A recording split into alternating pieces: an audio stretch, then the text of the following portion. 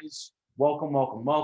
The White to Black Belt podcast. Going to be going solo today. I haven't done a podcast in quite some time, and I thought that today was the perfect day to come back onto the train. Wanted to give kind of a little bit of an update, and I wanted to talk a little bit about my performance at the Carolina Combat League yesterday. It was an absolute blast. I achieved something that I've always wanted to achieve, that I've been working on and grinding on for years and years and years, and that was achieving a inside heel hook or a heel hook in general, and achieving a submission victory in less than 1 minute. That was a big goal of mine for probably 3 to 4 years. And it was something that I've thought about for a very long time. It was something that I've always wanted to accomplish. And it was the main fuel and motivator for me to go out there and continue to train, continue to drill, invest money into private lessons, invest money and invest time into watching instructionals. And I was able to get it done yesterday. And it's an absolutely amazing feeling. With that to say, there are new goals that are coming in, and I want to basically kind of talk about those goals, and then I want to actually break down the match that I did yesterday, kind of look at the little minute details. We can do it together. You guys can maybe learn something, and I'll also be very helpful to me as teaching it, and just kind of like slowing it down and breaking things down of exactly how things went is going to be very helpful to myself as well. So even though it was only 35 seconds, a lot of things happened, a lot of things were going through my mind, and there was a reason why I was doing what I was doing. So basically, I just want to first kind of, thank my coaches for giving me the tools needed to achieve this goal. Specifically, the two people that have been the biggest influence to my game, and when it comes to leg locks in general, is Robert Deagle and Jason Rao. I feel like I could become one of the greatest leg lockers in the world under these guys. Like, these guys are, you know, especially no offense to Rob, but Jason is fucking world class, and Rob has given me the tools that I needed to get myself into the introduction. It was just the way that the time worked. They're both great guys. Basically, how it kind of started was I was training under Rob at a gym that he was working at, and I was doing private lessons with him because I saw how successful he was in competition, and he was tapping and submitting these guys in less than a minute. And I was like, I want to do that. This was like 4 years ago. I was like, I want to do that. That is the coolest thing I've ever seen. And I got to see Rob's progression in his jiu-jitsu journey and in his jiu-jitsu career specifically, as he goes on these like world tours to teach leg locks. And he's like positively impacting a lot of people's lives. He's doing something really cool, and he's making a living doing it. And it's a true inspiration. It's a true motivator. He's a great person to look up to in that regard. And it's that's been a big motivator for me, is Rob with that. And then, when he went and switched over to Singapore, at least, that's what he thought he was going to be doing. He recommended to his students that we go and train at Matt Sarah's gym under Jason Rao, and was very excited about that because that was actually some people at Sarah's, like Nick Ronan and Jason Rao specifically, that I would actually study. Rob taught us a lot about studying, and he showed us like who to actually watch and who to study, and who's like the real deal. And those were guys I used to watch compete like online and just on YouTube, and people that I started to study. And I thought that they were fucking awesome. Like, they just looked so good out there competing, and they looked very technical, looked very like they really had a solid game plan. Like, I think a big thing you see in like 90% of jiu-jitsu competitors, especially, is this like kind of like free flow, unintentional rolling. And, that's cool and all if that works for you. But for me, I need a game plan. I need to go into every single competition match and think, what is my plan A? What is my plan B? What is my plan C? That's just what works for me. And I'm finding a lot of success building my game off of that structure. And so we switched over to Sarah's, and I started training under Jason. And fortunately enough, it was one of the best decisions of my life. I absolutely love training at Matt Sarah's. Everybody welcomed me, and my friends as well, in such open arms. And especially since we didn't start there, that was something that I was really worried about, is because I knew that this gym was the real deal. I wanted to come with and show nothing but respect to these people, and they showed the same respect to me. And it's been an absolute blast. Jason is great. Rob has instructionals. Jason has a Patreon, and they have been invaluable to my progression of jiu-jitsu. It's fucking incredible. And Nick Ronan as well. I've done private lessons with both Jason and Nick, and Nick has been really helping me with my wrestling and my top game and my guard passing. I haven't really been able to work too much of that in competition thus far, but after I was secured this goal, I do have a new goal that I will talk about at the end of the breakdown that I want to discuss. And I think that both Jason and Nick are going to help me achieve this goal. And I still have Rob as a training partner, but of course he's kind of doing his own thing. He's touring the world, and unfortunately, I'm not able to go with that. But I have a great coaches and mentors here at Saros, and it's something that I'm actually looking forward to doing. Over the past year, I've been living in South Carolina. I moved from Long Island to try to just kind of better my life, better my financial situation, and kind of figure out what I want to do with my life. And in that progression of time, I've been studying still from Jason as a Patreon, and Jason has been helping me just through Messenger. And I've traveled up there to do private lessons with both him and Nick, and it's been absolutely invaluable. They have added so much to my game, and I really can't thank them enough. And I'm looking thus forward to now. I'm actually going to be moving back to New York, moving back to Long Island. I'm financially in a better situation, and I'm going to be actually starting a personal training business with my best friend. And there's just a lot of awesome things coming. And like, I feel like I can't even, it's so unreal to me to even put into words. I am very grateful for my stay here. I've been training at Legion Martial Arts in South Carolina, and it's been an absolutely amazing gym, amazing people there, very welcoming there as well. And they have been adding a lot of what I call like the fundamentals of jiu-jitsu to my game. They've been really helping me with my submission defense, my positional defense, my confidence in positions, and the basic stuff that I feel that I might not have paid so much attention to in the past because I was so focused in on getting to the leg locks, getting to the back, that I think I was kind of missing some. I had little holes in my game, and I believe that they really helped add that bit into my game. And that's an amazing gym. If you're in the South Carolina area on the East Coast near Myrtle Beach, Little River, amazing gym, Legion Martial Arts. And it's definitely going to be a gym that I'm going to be training at in the future when I come back to visit South Carolina. I have family down here, and it's just nothing but good things to say about the people that I've trained with in both areas. And it's an absolute pleasure. But with that to say, let's get into the match breakdown. Let's go over what was going through my mind, why I did what I did, and how I was able to achieve the success that I was able to in this match particularly. So I'm about to share my screen here. Here's my YouTube channel. Make sure you subscribe. We're trying to get these subscriber counts up. But anyway, let's get started into here. Obviously, we're going to skip like the walkout, stuff like that. And I'm sorry that it's vertical. I told Nate's a good friend of mine, so I can shit on him. I told Nate to record rectangularly or horizontally, and he fucking didn't. I don't know why he didn't. Nate, the fuck, man? Nah, it's all good. Let's get into it now. So came out to some 41 in too deep, absolutely hyped me up. I was coming in very calm. Just want to talk a little bit about like how I felt beforehand. I came in very calm. I was drilling periodically throughout the day. I was supposed to be the 19th match on this card, and they randomly came up to me and said, "Hey, you're up, man." And it was like the 12th match of the event. So this was really important that I did this because I was stretching earlier in the morning, and I was kind of like trying, not necessarily to overwork myself, but I was periodically just kind of drilling. I was kind of just thinking what could go wrong in my mind or what positions I could be in. And I would drill with my training partners and kind of like get myself, just stay myself loose. And it was very good that that ended up happening, because as I was drilling, they come up to me and they say, "You're up." And I was like, all right, perfect. I got a good sweat going. I'm warm. I'm loose. Let's go. I knew that I was going to come in here and pull guard, and I knew I was going to threaten to the legs, but I didn't know how he was going to respond. So I tried to keep myself out of the tunnel vision. I thought maybe he might go to his knees. I don't know how his passing style was going to be. I didn't know much about his game. I knew that he came from a pretty good gym, and that he had a good understanding of leg locks as well. So I was kind of ready to get into the pocket there. I was ready to counter, get into the back, and even possibly wrestle up if, depending on how long it took me to get my game going.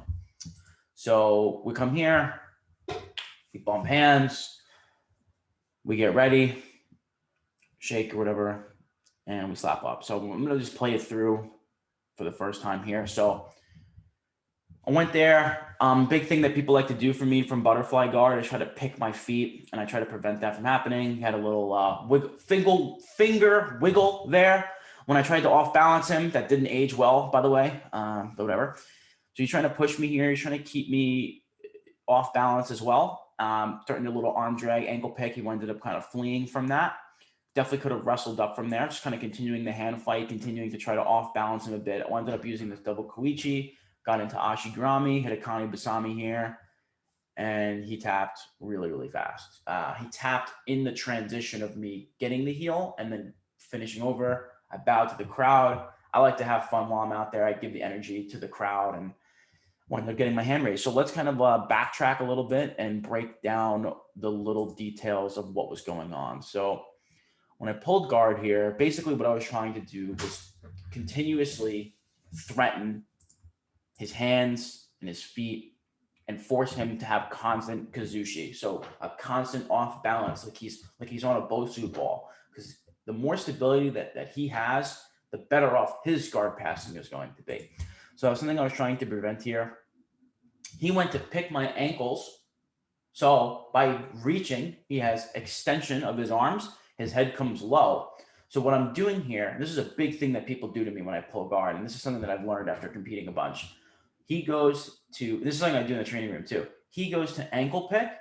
I grab his head and I keep weight on the collar tie. And what this does is it makes my feet go up in the air, but I do not fall to my back. I stay in an open position. And what that does is it keeps my knees to my chest so he can't power knee cut through. Because if you look back on this channel through other matches, you can see I've been power knee cut through a bunch of times and I'll reclaim my position and get back to guard. And I've lost matches just because of points due to exactly that reason. So I wanted to make sure that doesn't happen anymore. And that was something that I learned. You go to pick the ankle. You want me supine? Nope. I'm going to use that collar tie now to try to set up a balance. So as you can see, when he goes to reach, he's in a little bit more of a squared stance. So I immediately try to pluck at the ankles to create an off balance here. I then reach inside and I attempt a 2-on-1 to his leg to try to pull him into Ashigarami, something that you've seen Gordon Ryan do. But you can see he aggressively jumps away and then wiggles his finger. And when that happened, something about it, when he wiggled his finger, I knew I was going to win. I knew I was going to win. There was just something about it. It just seemed a little egotistical. Like, I don't know. Maybe we're all just joking around. People were laughing, but I don't know. It didn't age well. So whatever the case is. So he comes back in. I dap him up, whatever. We go back here. He's trying to figure out how to pass. Same kind of idea. I know that it could go from 0 to 100 real quick. Like just because someone could be stepping back from your guard and you start pursuing forward, you can get power knee cutted. You could get rolling front headlock. He's about to go for a rolling Kimura here. And that could be a real problem. So as you can see, he grabs onto my wrist. He tries to flare my elbow out by turning his wrist. And he goes for this rolling Kimura here. And honestly, this pissed me off because the thing is, he had a good setup. But the only problem is that he wasn't driving his weight into me. So he has all this space here that gave me the time to kind of post on his hip here to just make sure if he went to a T Kimura, I could like push on his hip and try to square back up and free my elbow space. But I was able to get my shoulder to the mat, continue the motion and follow through so I wouldn't get my guard passed. As you can see, as I sat up, I kept my knees in and he tried to push me down here. And immediately I curl up into a ball because I have been power knee cutted through before. And that's a habit that I've had to build to prevent that from happening. I'm able to sit up. Again, he comes down to reach, limb extension, arms come down. I threaten to pull down his head. As I pull down his head, he begins to start pulling away. I use the arm drag again to force his posture higher, giving me the leg that I want. So again, I try that 2-on-1 pluck and pick. He's very athletic. He's able to jump out and free himself. This is a great opportunity for me, and including the one before, to actually sit up wrestle and go for the back or go for the takedown. Because I could have came up with that and then hit an ankle trip, and I could have actually came on top. And that was something that I would be willing to do if it was a little bit further into the match and I realized that the leg locks weren't working. But for me, the plan A was to get the leg lock. So I decided to just kind of let it go, continue back to this open guard position again, waving at his head, constantly threatening something. I don't want to just sit there and wait because then he's going to get his game going. So again, creating off balance with double Kazushi, as you can see, was very effective. I really used that a lot this match. I was forcing him to a squared stance here. I used that. He plucked one leg back. As you can see, he brought his right leg back. That gave me the position to be able to kind of like hip shift underneath him. And I was able to use this cross lat post on my left arm there. I don't know if you could see, but I was framing onto his chest. I got to a Rimiashi Garami here. He posted to his hands to keep balance and possibly float past. So from here, as you can see, this is actually something that I did with Jason and I absolutely loved. I put my foot down to the ground to create a higher elevation to kind of give me the time that I need. So he's very off balance here. Then this part was really interesting to me. So when I originally went for the Kani Basami there, he actually freed his knee line. He brought his knee down. And what I had to do was grab his leg. And this is a very important detail that I've had to do after many, many failed attempts at Kani Basamis, is to grab that knee, pull it into his leg, like I'm tying his legs into ropes to be able to actually hit that Kani Basami in full throw. Once I readjusted that position, we were here. And I was debating about going to a backside 50-50 here to go for the heel hook there. But he ended up doing this aggressive turn and he did an aggressive back step. And he was very fast, but I was faster. And I was able to catch his heel. And it was during this transition here is when he tapped. So he tapped really quick there. And I kind of went for it. And he was like, he tapped. And I was like, wait, what the fuck happened? Like, why did he tap? Like, I was like so confused because I felt like I didn't have it in yet. But apparently I did. And I was able to keep that knee line. And that was a really important detail. And, it happened to end that quick. And my friend Jacob from TikTok Jiu-Jitsu was out there in the corner. He goes, Jason, you cheated. And he was just messing around. And like, that's why I looked over there and I was like, what the hell? I got so scared. I literally thought I got like DQ'd or something like that. And so I was in shock at this point. Like, I knew before going in that this was going to happen. Like, there was just this feeling in my mind that I was going to have one of the best performances. I was ready. I was training. I was studying. I was ready to go. Gave a little bow to the crowd, dapped him up, always try to show respect. Got my hand raised, went and shook his hand, went and shook the other coach's hand, threw myself a little party, and I had some fun. So, yep, that's pretty much going to be it through that. So I'm going to stop the share there. And then I'm just going to basically kind of describe what my goals are currently. So now that I've been able to achieve that goal, that was a very powerful goal to me. And it's definitely something that I still want to play. I want to play the guard pulling. I want to get into the legs. I definitely want that to still be a part of my game, especially since how well I've built it. But a goal of mine is to compete at the 2023, not 2021, but 2023 ADCC trials, East Coast trials, maybe West Coast. I don't know if I can do West Coast. I don't know how that works because I live on the East Coast, but I think any U.S. citizen can compete at either one. So definitely down to do both in 2023. I don't know when the exact date is, but I know that there's the East Coast trials coming up in next month for November, and I want to do the 1 in 2 years. So I don't want to do it now. I'm a blue belt. I have a lot to do before I am ready to compete with those higher level guys. But I do know that if I continue on the path that I am on now with the intention and the focus, doing what I do on my grind, I know for 100% fact that I can beat the people at the highest level. I'm not saying I will, because obviously they're all fucking good, but I know that I have the ability to do so. And I wouldn't be surprised if I won. That's just how I feel. And if you think that's arrogant or cocky, then I don't know what to tell you. That's just how I feel. I genuinely feel that way. I think everyone is great. Everyone puts in work, but I don't know. There's just something special about what I'm doing here. And this is something that I am really passionate about. I'm not expecting to win, but I know that I can, and I possess the ability to do so. With that to say, my next goal is I would really like to start from the feet and to not stop pulling guard, but for the first minute, go for takedowns, go to try to get to the back, use counter wrestling, enter front headlocks, try to get on top position, pass the guard. These are things I want to start the development of now. I've put so much time into my leg locks that I'm very dangerous from bottom. So if I get taken down or if I get swept, hey man, no problem. I'm going to work my plan A that I've been working on. And it's still something I'm obviously going to work on in the gym and stuff.